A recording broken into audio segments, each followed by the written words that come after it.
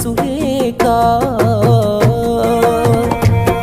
నువ్వు ఊర్వశివని కాదే నిన్ను ప్రేమించింది, నువ్వు దేవతవని కాదే నిన్ను పూజించింది, నువ్వు నింగివని కాదే నేలనేమైంది, నా ప్రాణం అనే కదా నీకు అలుసయ్యింది. రాతలో లేని రాధమ్మ చెప్పలేను